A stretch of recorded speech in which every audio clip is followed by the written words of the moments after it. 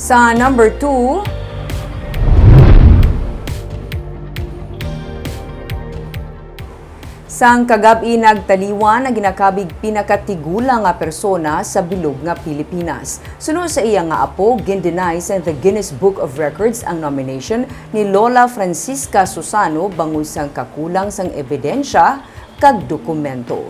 May report si Romeo Subaldo. Ito nga gift nga kwarta, ginbakalamon sini.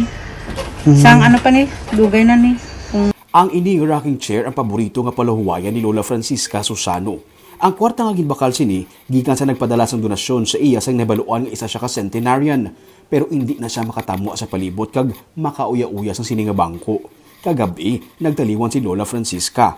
Kahapon siyang udto, hinali na lang si Lola ginbudayan sa pagginhawa. Istorya sang iya apo nga si Merlin Susano, pagkahapon naumpawan pa siya pero na 6:45 sang gabi, naguntat siya sa pagginhawa.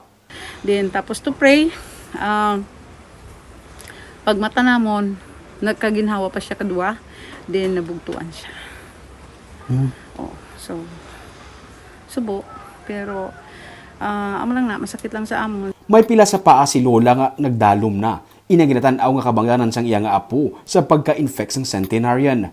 Pagsugod pa lang sa pandemic, ginpabutangan sa barangay sa plastic nga barrier ang katre ni Lola Francisca bangod sa kadamo sa nagabisita sa iya.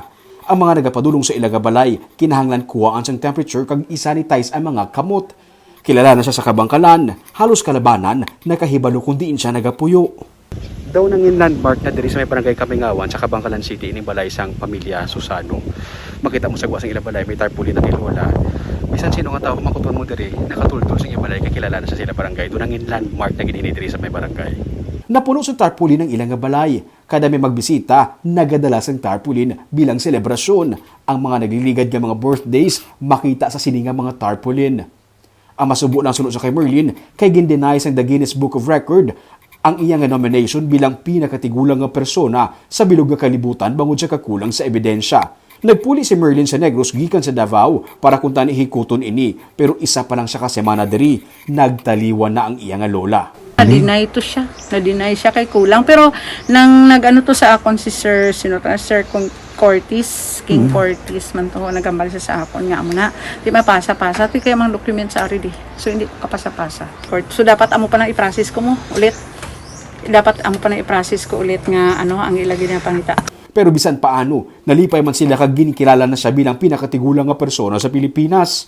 Ang pagkaon siyang masustansya nga mga pagkaon, amo ang nakita nga rason siyang iya nga mga apo nga naglawig sa tubtob 124 years old. Kay inasang aga, nagapabilin sa gihapon sa ilang nga balay ang bangkay ni Lola Francisca. Kinahanglan siya nga ipaidalom sa swab test bilang SOP. Kung negative si Lola, ihaya pa siya, bisan tila ka inadlaw. Pero kung positive si Lola, ano na siya, ilubong immediately. Ang LGU sang Kabangkalan kag sang Negros Occidental ang maghatag sa bulig pinansyal sa pamilya ni Lola Francisca.